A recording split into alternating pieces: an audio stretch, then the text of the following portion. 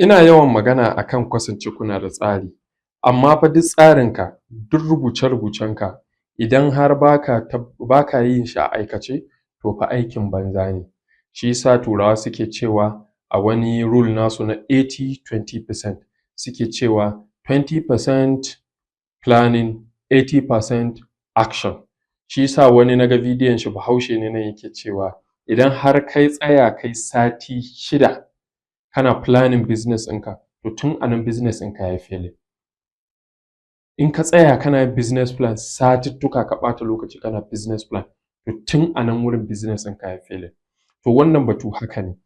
Kar ka ji an ce ka zamana kana da tsari, ya zamana cewa kana ɓata lokacinka kai sai ka yi crafting, sai ka rubuta komi, ka tsara komi sannan za ka fara. A'a, idan ka ce za ka yi haka, to definitely akwai yiwuwar za ka yi ganda, definitely akwai yiwuwar za ka zamana ka gaji, definitely za ka ji abin ya fita a ranka. So wannan ba shi bane solution. Solution shine ka fara.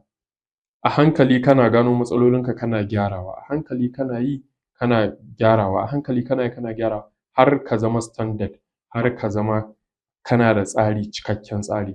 Amma dai duk rintsi ya zamana cewa ka fara. Idan baka fara ba za a yi babu kai.